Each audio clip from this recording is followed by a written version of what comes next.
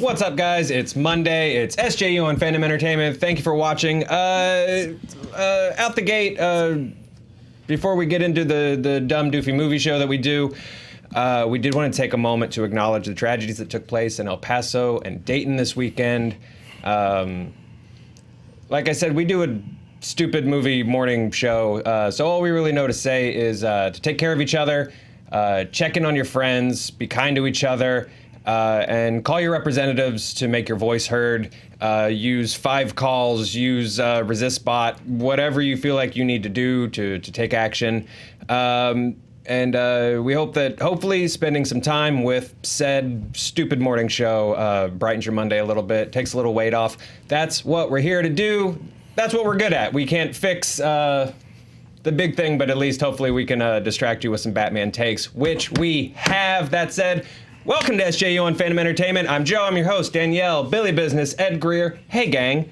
I thought of something fun to kick the Monday off with. Math. Yeah. Oh, yeah. Who wants to do math? I'm like that Barbie in the 90s. Explain. There was a speaking Barbie in the 90s, and one of the things she said was like, "I don't like math," or like, "Math sucks," or something like that. And it was not good. What a dream woman. I don't want no mathlete Barbie. Give me Valley Girl doesn't like to think Barbie. Yeah, I don't want a Barbie that's like, I think you forgot to carry the one, Right. or you're not tipping correctly. Like, shut up, Barbie. Well, yeah, and she also said McDonald's is okay. This is a real We can get dream. McNuggets sometimes. Thanks, Barbie. Oh, I don't know. Whatever you want to eat. I like what my boyfriend likes. Marvel, I love it. Guys, this math is the most unlikely math at all. Fast and Furious math. This dropped last week, and I'm obsessed with it. This is from the Wall Street Journal. I tried to open the full story in front of me, but I can't because I'm not subscribed. You guys, when I was putting the show together, you don't know how many stories I axed because I was like, well, I'm not paying for that knowledge. If I can't find it on comicbook.com, we're not running with it. I paid for the Telegraph when I was writing these stories. Get it together, boys. I feel like now we could do it, and maybe there was a roll of the dice Right. that Defy Media was going to expense Wall Street Journal subscription. I'm out $3. I didn't even read 3 articles. That got you a call from the CEO. He was like, what are we doing? Anyway, so again, this is according to the Wall Street Journal. Fast and the Furious leads Vin Diesel, Jason Statham, and Dwayne Johnson have been wrestling for a little more muscle time, which forces fight choreographers to get a little more creative. They reported that during the filming of Furious 7, bro, you forgot to carry the one, bro. I get 3 more punches. Cosine, son of a bitch. That cosign means 3 more kicks. 3 more kicks. So this is during the filming of Furious 7. Vin Diesel attempted to write, I love this, a fighting points system to calculate if he and other co-stars were fighting evenly. Love it. I love this next story point even more. The point plan was eventually abandoned once everyone decided it was too complicated. According to one person present who worked for the star. Yes, that is a quote. I love that so much. Before we get in, because The Rock, of course, jumped in and responded, because the Rock is king mouthpiece of all things Fast and Furious. But I do want to, so let's get into like the meat of this. For one, my favorite thing around the Fast franchise is like the weird egos involved. Obviously Vin and The Rock, like at this point, like won't even film scenes together. There is very definitely a stunt double playing, I think, Vin in the hospital scenes with The Rock, they're definitely not on that rooftop drinking Budweisers together. Coronas. What's wrong? No, but in that one they were drinking Buds. Yeah. They were drinking Bud. Yeah. Drinking Buds. No. Not cool. That's some math I'd like to get into. So I love this for so many reasons, because for one thing, it seems like Vin was like trying to do the right thing by being like, look, guys, if we assign punches and kicks and body slams and throws and gut checks like a numerical value, everyone looks good. So I feel like his little Vin heart was in the right place. Discuss. This is the best story I've ever heard. People, you know, the same people that will make fun of wrestling for being choreographed will be just okay with like these bald dudes not letting the other get one more hit than them. And I love it. It's great. Yep. I went on Twitter, and I said this on your podcast a long time ago. It's like the reason why I love characters like Indiana Jones is that Harrison Ford clearly didn't give an F about his punch to getting punched ratio. Because Indy gets beat down so hard every single time that you care about when he actually wins. And sometimes it's just barely. Having seen Hobbs and Shaw, and having seen these Fast and Furious movies, I really think like you said, it's a weird mix of egos, and now I feel like it's actually starting to affect the movies because it's look. I know people hate when we talk wrestling, but it's 50-50 booking. It's if guy loses on Monday, he gets to face the same guy on Tuesday, but this time he wins, and everyone just looks like you don't care about. Yeah, you don't care about anybody because you're just trading wins back and forth. The fights in the movies are supposed to be story driven, character driven, and I feel like that's why for me I'm kind of hopping off the Fast and Furious train a little bit. Ooh. Yeah, Hobbs and Shaw was like, I'm done. The math took you off. The math took me off because spoiler alert for Hobbs and Shaw. I'm just going to say it because you need to hear it. Spoiler alert! Spoiler alert! Spoiler alert. And then we'll for Hobbs and Shaw. The third act of the movie, they realize they're like, all right, we can take down Idris Elba. You get punched, and then I'll punch him to distract him. Then I'll get punched, and then you hit him. They literally do the 50-50 math on screen in the movie. I was like, no, dumb, done. I'm over it. I hate this. I hate it. I hated that movie. Okay, are we done with spoilers? Yes. Okay, no more spoilers. No more. No spoilers. Yeah, this math, as much as I think The Rock wants to joke, like, yeah, there's complex people to manage in these movies. It's like it's still affecting the movies now, and it's hurting them. It's hurting them, in my opinion. What are the point values actually? Do you think? Like, we were talking. I think what nut punches are like 4. Nut punches have to be a 4. Well, out of how many are we going? Are we going 1 to 10, 1 to 5? I feel like I've been saying like a punch in the face is like 1 because you're gonna get punched in the face a lot. Yep. Yeah. Is a Statham punch worth 1.5 to 2 because he's more of a striker? Well, The Rock. Me as the Rock's lawyer, no, it isn't. Okay. We're not going to imbalance the striking system. I mean, my guy is a giant. Can I have your pen? you know what? I don't want to be a shill, but we do a show, Power Levels, where we have physicists measure this stuff. We should measure the actual PSI of punches from Statham and The Rock. We actually should. That would be kind of awesome. Because I feel like it is wholly equal, and it's ridiculous. So that it's punches, equal. we're agreed 1 each. Well, what? Because I There's submit that severity a of body punch. blow. A body blow has got to be worth less than a punch to the face. That's true. That's true. That's so true. Punch face should be 2. Body blow is 1. Yeah. Okay. I still Okay, think. what no- about foot sweep though? What are we counting a foot Oh, sweep a as? foot Foot sweep sweep is makes at least a 3. It makes you look like a bitch. So I Yeah. feel like you Maybe have to a have. five, Yeah. Even though it's a lower extremity thing, but you ass over tea But kettle. yeah, you're a real dumb bitch if you Well, fall let me for ask you it. this. Even if you kip Is- up, it's still. Is a Rock foot sweep worth more because he's larger, he's slower, it's more impressive if he pulls one That's off on true. you? The This is what I want to get into. I want to Okay, fix yeah. this. I I think- think the high ground, like then he has the advantage on you. You know, like Right? Yeah, and Yeah, more he does advantage. advantage. I think if The Rock Statham can throw those all if day. The Rock can get those quads down to do a leg sweep, that's worth a point more than Statham doing He it. gets a 2 point on a foot sweep. Okay. What about Vin? Vin does not have the skill to pull off a leg sweep, so if he did one, I feel like that's like unlocking the bonus combo. Like that's got to be worth like 6. because like Wow. it becomes like No, killer no. instinct. Now Vin has a bad. Okay, now. Vin can't do that. We have Now, to be where do careful we with make our the buffs. We have to be Yeah. careful with our buffs. So where do we make up for them? Like Yeah. what's the Rock's 6? I don't think we can nerf or buff A headbutt 'cause he's anybody's Samoan? maneuvers. That's a wrestling thing. Okay, no, a headbutt for him is an automatic No. 5, and you cannot do a He headbutt on him. headbutts so Yeah. much in Hobbs and Shaw. It might as well be just push A, and that's his default strike. Yeah. Wow. Okay. Well, I mean, okay. Hobbs really. I mean, for all the old people in the audience who used to watch those video games or play video games, it seemed like every now and again in the movie you expected somebody to punch a trash can and there'd be the turkey in there. You know what I mean? It was just so fight, side scrolly. This whole Diesel movie needs food. Yeah, this whole movie is such a side scrolling 8-bit adventure. The Gauntlet and the Fury. Yep. Just one of just shooting arrows in the back. Well, okay, Statham can drop kick, which I feel like the others could not do. Okay. So I feel like Is that's that like his special move. Is that his buff? Yeah, That's I his think 6? so. Okay, the others get like a 1.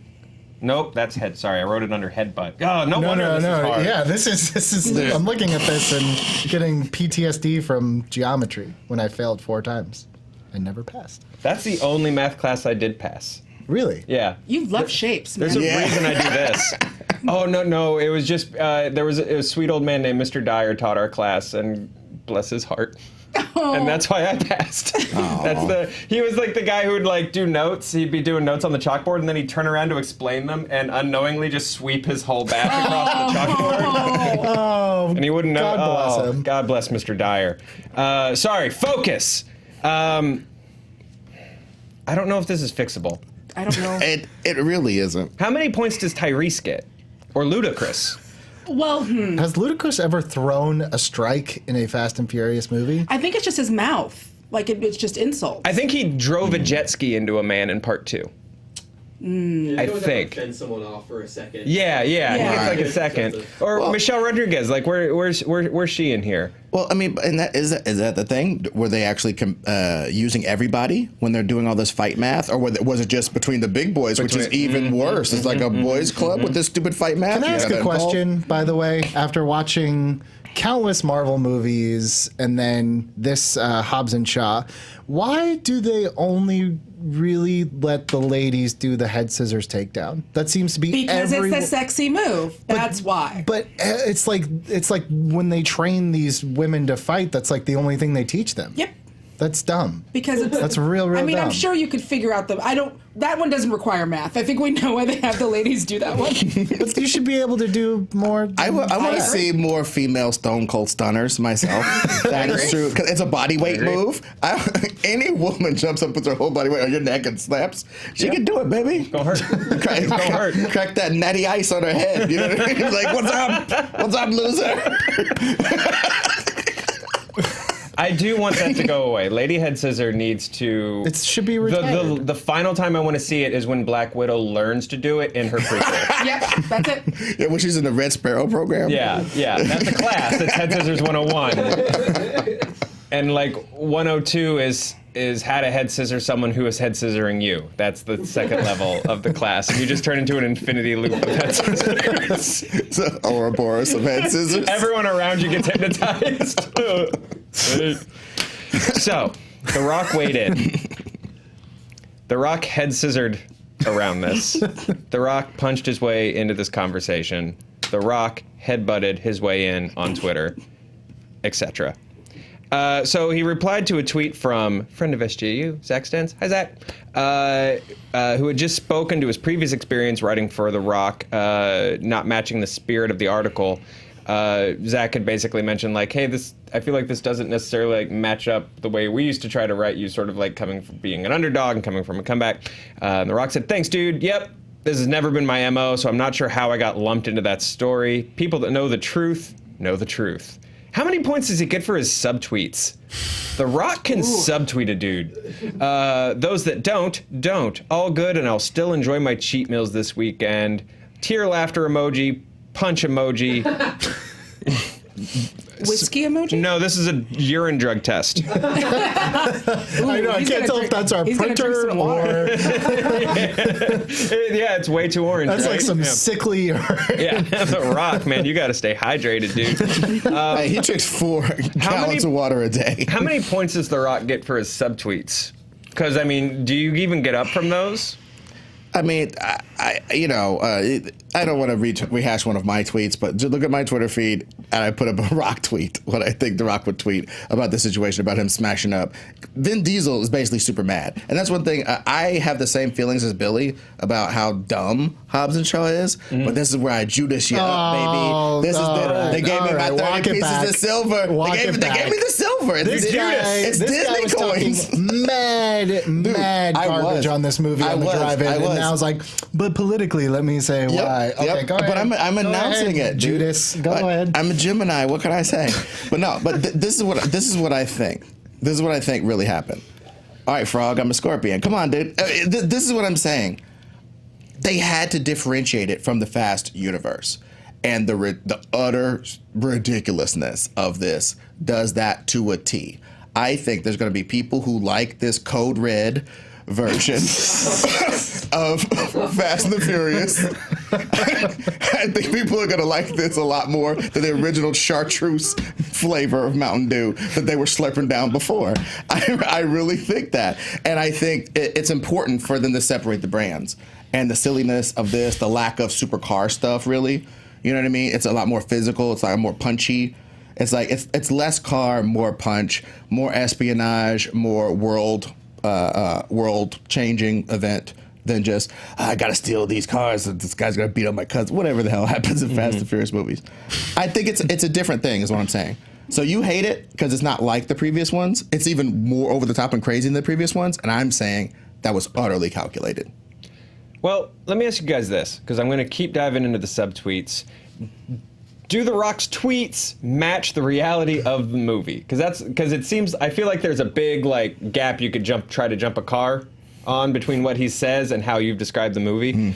So someone mentioned, hey, the Rock's wrestling background taught him selling and making the other guy look strong. And he said, good insight, my friend. And you're right. My selling has always been the anchor of my comebacks in my films. I learned that many moons ago while wrestling in flea markets for $40 per match. $40, man, nice. It's more than I used to make doing stand-up.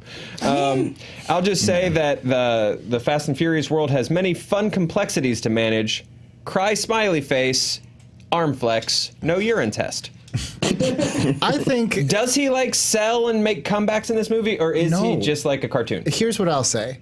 From just looking at it, I feel like it is maybe we have all painted as like Diesel is exclusively the one who is crazy on these movies, and he is the one that has all these egotistical demands. And all I'm saying is I think it's a little more evenly spread than they want to admit to themselves. That's what it looks, because Hobbs and Shaw to me looks like this exact type of system, even though obviously they probably didn't assign points or anything. But the mentality of I can't look bad to my audience, like that to me is like what makes Hobbs and Shaw such an like unbearable 2+ hours of just like I'm better than you are, I'm better than you are, let's be better than everyone together. Like it's not a story. So do you guys think with this sort of like brand split of the movies, like And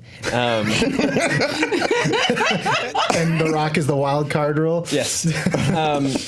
Do you think this Goodbye, audience. Does it seem like the Looney Tune stuff is more The Rock, and maybe Fast 9 will pull back a little bit to like the early days of say Tokyo Drift? I don't know. I mean, but the Those early ones halcyon realism days. well, when the they used early to. ones were still a little bit just ingrained in like there's a local gang. And we're going to do some car-related things to solve our issues with local gang, as opposed to we're going to the moon. Like, is that where Fast 9 goes? Like, are you doing Coke and I don't know RC Cola? It's hard to do the beverage things, right? It is. Like on the fly. really Your brain is. is just like, what did I drink as a kid? Is it a Capri Sun? I don't Are we, well, how about Juicy this? juice? Are we going? Is the old school Fast and the Furious just like a regular, just straight up Coca-Cola classic, and like The Rock's version is Surge?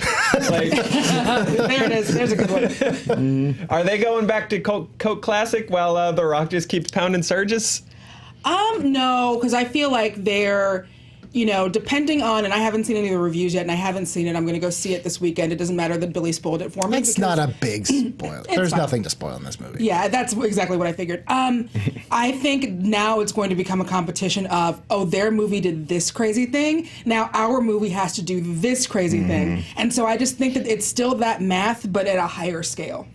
Well, and to extend the soda metaphor, Fast and the Furious Please, is it's so worth expanding. Fast and the Furious is new Coke sold and people liked it.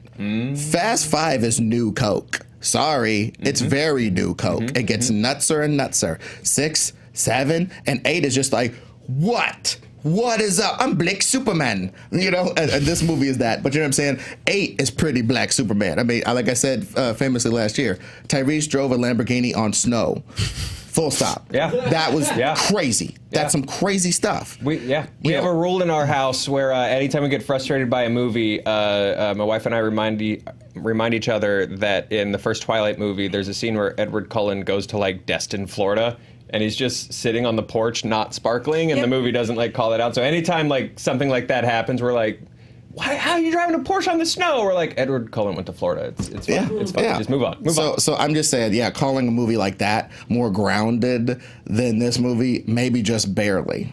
You know what I mean? Like the submarine still uses nuclear power instead of super nano machines. You know what I mean? That's kind of the difference now. But you know I think, what I mean? they're moving, like everyone's like, I want Fast and Furious 10 in space. And I'm just like, you know what? I guess I'm not on that level. You're a purist. I now don't. You're a Fast and the Furious purist. They went too far. It was like hokey, but still like, all right, in some weird alternative world, I could believe this is happening. But now it's just you've gone way too far. You only like Old Testament Fast and Furious. I'm Old Testament angry Van God. Fast so and you don't Furious. like when The Rock's Jesus shows up? No, I think if they Turns water into surge. We read our scriptures a quarter mile at a time. why is he Dusty Rhodes again? Dusty can't be in every episode. Hey, I didn't do the list. I didn't do the list. 2 impressions. Do my other one?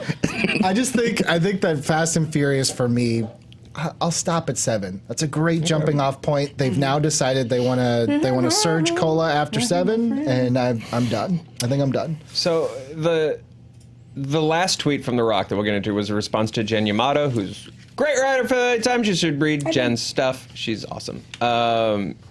She asked, she told The Rock she was joking. She wished there'd been a karaoke scene in Hobbs and Shaw, and The Rock took some time to poke at Statham. I think we're being worked here a little bit, but it's okay. I'm going to jump in the fun. Jen, this scene actually had me singing a karaoke song about Statham called "You're a Butthole Tonight." It's not what he said, but just in case, YouTube, and every night for that matter, so F off. But it was deemed the same as losing a fight, which contradicted his contract stipulation, so the scene was lifted. Cry face emoji, no pee test emoji. Is he just constantly laughing and crying? Just Guys, tears. I hate emojis so much.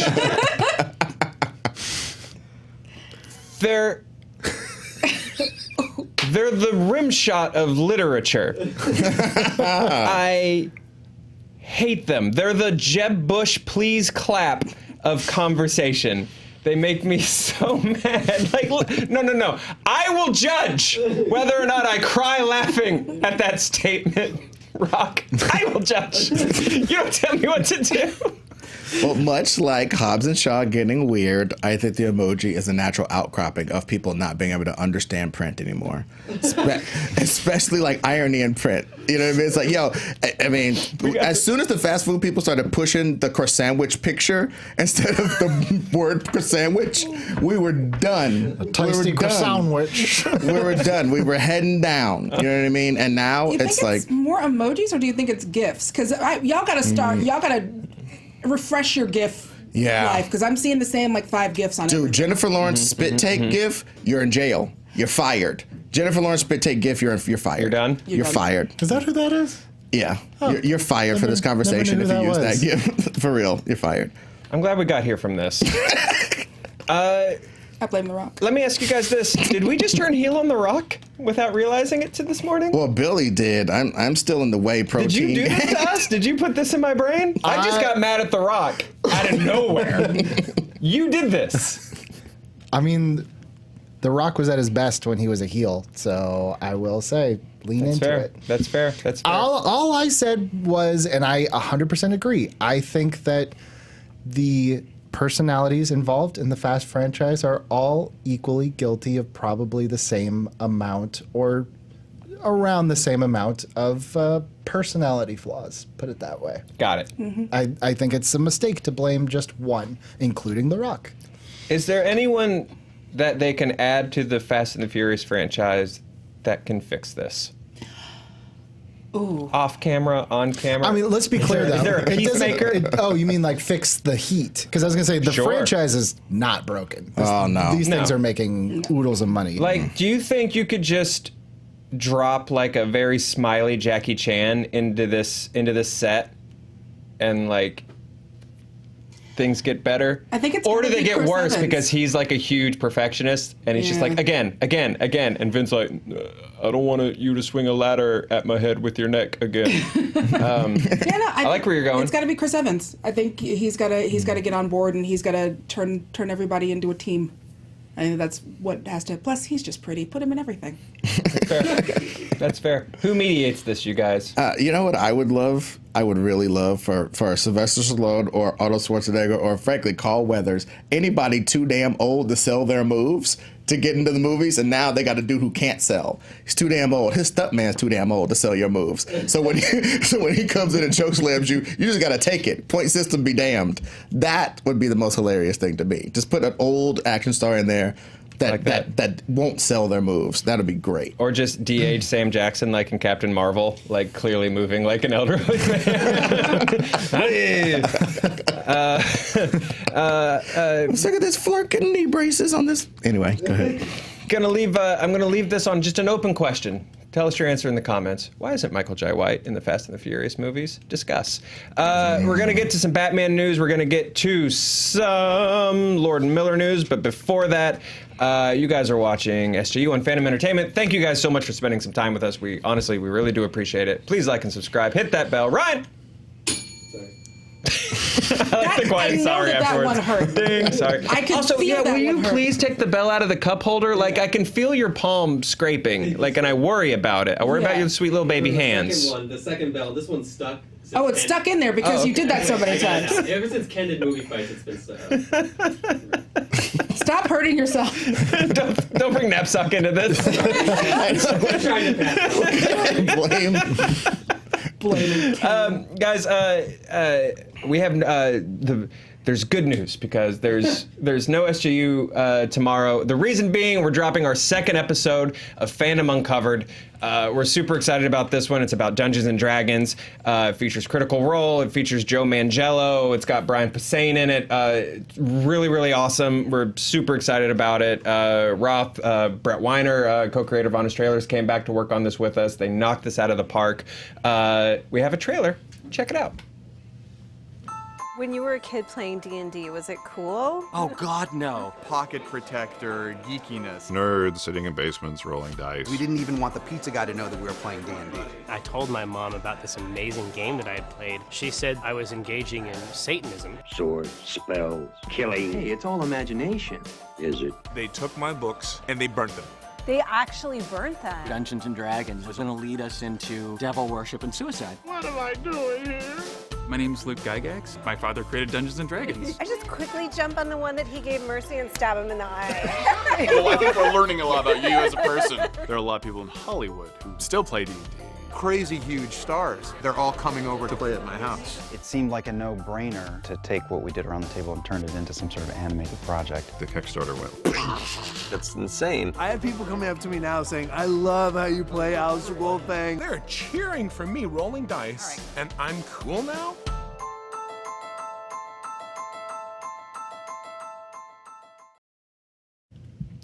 That drops tomorrow, I think at like 10, 11, something. 10, thank you. I was like, I have all the info. I have none of the info. We're really, really, really pleased with this. Really happy that we've got the resources and the power to kind of do some really cool deep dives on subjects like this. So I think you guys are really going to dig it. Check it out tomorrow. Share it with your friends. We've got some Batman news, but before that, I'm going rogue, and we're going to talk about a story that dropped right before we went live. What is happening? Guys, don't look at the monitor. Man, let me cheat. The de-aging thing, guys, has gone too far. Uh-oh. They've de-aged a character in the sequel to It. They've de-aged an actor. And that actor is Finn Wolfhard. What? Huh? What? Has been de-aged in it because he's like a little too tall. So they de-aged a child. They de-aged the baby. Look, I get it. When you reach a certain age, things start to happen. Yeah. Body starts to change, and that's probably hell for continuity when you're shooting over several months with kids that are just like right in the smack of puberty.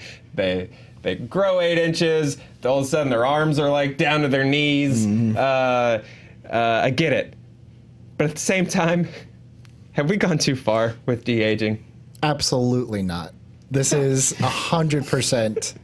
I want to see him de-age a baby. Here's the thing. Make him a newborn from the toddler. I saw this story, and people losing their minds about this story. Don't tell me that it's not warranted. My mind is lost. I don't think so, because it's like if they're trying to make a scene that takes place exactly the same time as the first movie, like clearly 4 of those boys, their voices have changed. They probably shot up 4 or 5 inches. They got some big kid teeth. Yeah, if you can do it, why not? It's so distracting in Terminator 2 that there's like a scene smack dab in the middle of the movie where Edward Furlong is clearly 3 to 4 years younger and his voice is 4 to 5 octaves higher. Where? It's when they're at, I think, Jose, is that the name of the guy that they go to his bunker out in the middle of the desert and they're working on the truck and they're pulling all the weapons out? He's like, the whole time he's like, no, you got to say hasta la vista. And then for once he's like, we're not going to make it, are we? Humans, I mean. Like, it's just like clearly that was shot seen that so movie long ago. a million times, and I've never noticed. I've just always assumed he was using his whiny voice. Like, I have my show voice, and then I have my, like, whiny voice. No, that's like his, like, I shot this first voice, and then I grew a lot when they made this long-ass movie. Same with, like, Natalie Portman. They had to go back and loop all of her lines again for Phantom Menace because her voice changed. Huh. I was hoping that it was because Finn Wolfhard grew like a little like teenage boy mustache, and they had to go Henry Cavill and remove it. That chocolate milk mustache. Yeah, now he's got a weird mouth. Yeah, like mine. We're gonna go through all of our archives and remove whatever this is. I think we have the budget for that now. Oh, we definitely do. So fewer episodes of Power Levels, but this garbage that I've decided to grow on my face will be gone. Anyway, Batman. Batman. They de-aged a child, Billy. Why is that more heinous than de-aging, say, like Michael Douglas and Ant-Man? Because what? He's a child. It's not like they subjected them to some horrible torture. They just they made him look younger. But he's young. Yeah, but I'm saying you're acting like it's some like ageist thing. It's like no, it's not ageist. It's just weird. Yeah, but when you are going from when they shot that, they're probably like 8 to like 12, 13. That's like a world of difference. Also, why not? I mean, I understand why not, but why not just throw something so the parents can chase so they don't see you working the kids too hard and just get a hard 40 hours of this kid doing all types of stuff. Because there are laws. You can't do that because there are Why can't we circumvent just look up some horror stories of what has happened. Tell the parent you got a little part in something. You'll see the rules bend. Look, I've looked like this since I was 12. I don't know what these problems are. It's like, all right, John Landis. I was just going to say, I don't want to make light of it, but they tried that once and it went really, really bad. Very south. Yeah. Well, I think a lot of other people were working too long that day. But anyway, yes, I think just getting some footage to like, I don't know how certain other giant franchises are going to work around certain people not being involved in them. You're not wrong. I have said right now they need to sequester James Earl Jones for a full week and have him read the dictionary because like once the he's gone, SNL sketch where what's his face is going on vacation, so they read every possible news headline. Right? Yeah. They need to do that with James Earl Jones so we can have Darth Vader forever because no one can do that voice. I like that. Yeah, I like that. What Vader lines do you think they'll need to just bank just in case? I just want some insight into how you think Star Wars is going to go. I mean, it'll be like, Ray, I am your father. Like, I'm sure that was the first thing. Or like, just in their back pocket, just in case. No, I think what they need to get is a solid, hey guys, it's me, your best friend Darth Vader. I don't like math. You want to get in my Corvette? Now this is pod racing. Could you imagine if Vader came in at the last minute? I'd be like, I would standing O to that. Yeah, if episode 9 ends on that line, I will cry and salute. Yeah, it's just a bunch of unlikely lines, like, I now quite enjoy sand. I have come around on sand. Show some growth. Yeah, I like it. The Death Star 8 is now operational. Like, they're just gonna have to like count on a million different scenarios. I like it. Guys, we got some Batman news. But unlike all the rest of the Batman news, this is really fun Batman news. Mm-hmm. Just kidding. All our Batman news is fun. I love you guys. I like this job. Kevin Conroy is playing Bruce Wayne in live action. This is via the TCA press tour. Our own Eric Goldman was there covering the whole thing. So at the TCA on Sunday, the CW announced that longtime Batman voice actor Kevin Conroy will play an older Bruce Wayne in the Arrowverse Crisis on Infinite Earths crossover. Again, Conroy first started voicing Batman in 1992's Batman the Animated Series. He's continued to voice the role over the years in lots of different animated projects, including Batman Beyond, Justice League Unlimited, the Arkham video games, the DC animated movies that they've been making for Blu-ray and digital release. This will be his first time playing the role in live action. This will also be the first full appearance for Bruce Wayne in the Arrowverse. They've referenced him a few times, they've teased him a few times, but this is the first time he's appearing. How cool is this? This on a scale of 1 to very. This crossover, like every time a new announcement is made, I just get more and more giddy. And I know I've stayed with the CW shows. I'm still watching all of them, even now we're not getting paid to do it anymore. But I love the CW. I love what they've done with their Superman. Their Superman is amazing. I love all of the shows. I am losing it every time like a new announcement comes out. I'm so hyped. Well, yeah, they're having a good. It's Burt Ward. It's Kevin Conroy. Brandon Routh playing Superman Returns Superman. That's ridiculous. And I guess still the Ray Palmer. I don't know, man. It's gonna be crazy. And just to throw some more speculation, I think I wish I could credit somebody, but like when you pulled open the shirt, it seemed like it was Kingdom Come. Yeah, it was the Kingdom Come Superman. You know logo. what I mean? And like even if that's just like, hey, I got real nerd cred. I mean, I did get cast in one of these a long time ago when I was like a bar back or something. You know what I mean? Yeah. Boom. If that's what you're trying to do, that's cool. But if it is Kingdom Come Superman, that's super cool too. Mm-hmm. Well, people are speculating on top of that the Conroy Bruce Wayne might be Kingdom Come. Oh yeah, yeah, but yeah. I could see that. Yeah, yes, it could also be rad. You got some Kevin Conroy feelings, Billy? I got to give credit where credit is due to this Arrowverse. It's something I didn't stick with sometimes, regretfully. But it is why we're friends. It is why we are friends. It's how I got my nickname, was because of it. You got to give them credit though, because they have just every year they seem to top themselves, and we say fan service like a bad thing, but it's like, who would have ever thought that like that old 90s Flash show would be within some form of a canon now? Like they keep putting these things in that it's like, you can't just say like, oh, CW and roll your eyes. It's like, man, if you're a huge comic book fan, like that's kind of where it's at right now. Like they're giving you this is like the Avengers Endgame of DC TV shows. Like it's pretty crazy. And if you haven't gone back and tried Legends gets so good after like at season 2, season 3. I would say that right now Legends is probably my favorite, just because like they're throwing everything at the wall. They're just having fun. Well, I think part of what works is because these shows do get a little too super serious business a lot of the time, and you know that's kind of why I dropped off after a while, where it's like, my sister's roommate's father is dead by my sister's roommate's hand, and you're like, okay, Flash. Well, dude, I've never seen a universe more obsessed with it's all my fault. Yes. I'm a super fast dude. Well, I'm an Arrow dude. Well, I get small. Well, what do you do? I scream. And it's all our faults. It's like all the time, everybody's fault. But that's what I'm saying. That's what makes their fault. It is their fault. It's always Barry's fault every single time.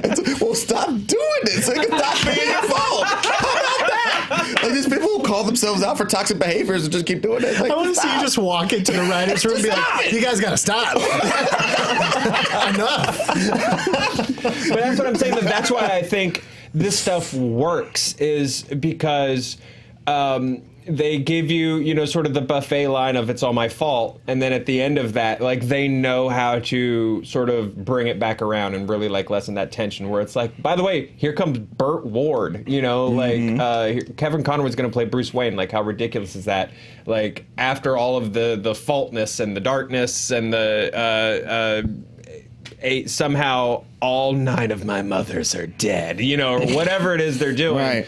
They're able to bring it back around and just do something really cool. Like, yeah, this is like hardcore fan service, but I really can't find a fault in any Can of we it. get a Chris O'Donnell Robin, please? Can we get Chris O'Donnell Robin? They would do it. They do. I know. I need it. So Stephen Amell at Comic-Con said he hopes Tom Welling will appear, which I feel like was just his version of like yelling it so that people just start yelling at Tom Welling. Chris O'Donnell shows up in a Robin costume, and LL Cool J's in a Batman costume because they're from some universe where Batman is black. Because they're stars on a CBS show where they're partners in CIS. You know what? There are no wrong answers here. There's no rules. Yeah. The only, NCIS. well, no, Chloe's not coming back. That's the only that's not happening. She's That's done. the only wrong Yeah. answer. Yeah. Other than that, who else comes in?